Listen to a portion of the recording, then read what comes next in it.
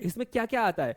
Cost of acquisition में आता क्या है? Purchase price, registry charges, stamp duty. अभी हमने माइनस किया ना, हमने कोई भी प्रॉपर्टी परचेज करते समय जितना खर्चा किया, सपोज कि हमने खरीदते समय प्रॉपर्टी की कीमत हमने 2 लाख रुपए दी थी, ठीक है, प्रॉपर्टी की कीमत कितनी दी थी? 2 लाख रुपए, लेकिन हमने उसमें बहुत सारी चीजें की, तो ध्यान दीजिएगा, तो जितने में हमने परचेस किया था, रजिस्ट्री चार्जेस और स्टैम्प ड्यूटी, ये किस में आता है? कॉस्ट ऑफ एक्विजिशन सेक्शन 55 में। ये क्या होता है? सेल वैल्यू से माइनस होती है, ठीक है।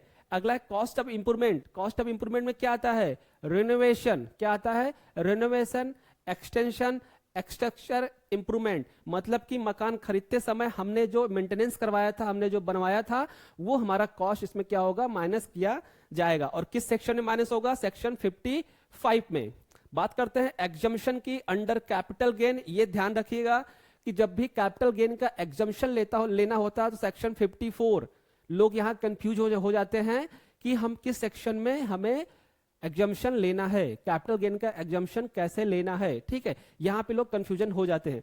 समझिए, sale of residential house and purchase of another residential house. अगर आपका रेजिडेंशियल हाउस है तो सेक्शन 54 के अंतर्गत आप क्या कर सकते हैं? एग्जम्पशन क्लेम कर सकते हैं, ठीक है। कंडीशन क्या है एग्जम्पशन क्लेम करने की? Purchase within 1 year before, 2 year after sale, construction within the 3 year, ठीक है। As purchase within 1 year, 1 साल के अंदर ही आपने परचेस किया हो और दूसरे साल आप क्या कर रहे हो? बेच रहे हो। जो आपका कंस्ट्रक्शन मटेरियल है वो टोटल 3 ईयर का होना चाहिए, मतलब मकान को बनवाए हुए 3 साल हो गए हो।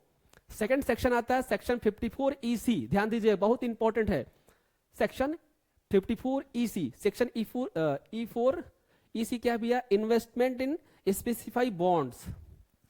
कैपिटल गेन की बात हो रही है। सेक्शन 54 EC क्या है? एलिजिबल बॉन्ड्स क्या क्या है? National Highway Authority of India, Rural Electrification Corporation bond. Limit क्या है? 50 लाख रुपए। अगर आपने यहां इन्वेस्टमेंट किया है तो आप 50 लाख रुपए तक क्या कर सकते हो? एग्जम्पशन ले सकते हो विद इन 6 मंथ, ठीक है, होना चाहिए। सेक्शन 54F की बात कर रहे हैं। सेक्शन 54F क्या है? Sale of any asset other than residential house. अब यहां पे क्या कह रहा है कि रेजिडेंशियल हाउस के अलावा अगर आपकी कोई कैपिटल गेन हुई है बेचने से, जैसे आपकी हो सकती है ज्वेलरी, इन्वेस्टमेंट रेजिडेंस, ज्वेलरी हो सकती है, लैंड हो सकता है, बहुत सारी चीजें हो सकती हैं, तो इस सेक्शन के अंतर्गत आप क्या कर सकते हो? कैपिटल गेन एग्जम्पशन ले सकते हो। सेक्शन 50 की बात करें, हैं, डिप्रिसिएबल एसेट की बात करें, capital gain depreciable asset trade in the short term capital, ठीक है, तो ये भी ले सकते हो आप। सेक्शन 50C की बात करें, if stamp duty value higher than sale value, stamp duty consideration, जो हमने स्टैम्प ड्यूटी पे किया है, सेक्शन 50C के अंतर्गत हम ले सकते हैं। टैक्स रेट की बात करें अगर हम, तो short term capital gain under section 11A के अंतर्गत लिस्टेड शेयर अगर आपका है, शेयर बॉन्ड्स में है, तो 15% का टैक्स लगेगा, ठीक है। लॉन्ग टर्म कैपिटल गेन की बात करें, सेक्शन 112A के अंतर्गत 10% का टैक्स लगेगा listed equity above and the 1 lakh. Long term capital 1 lakh से ज्यादा का अगर आपने शेयर लिस्टेड कर रखा है तो उस पर आपका 10% का टैक्स लगने वाला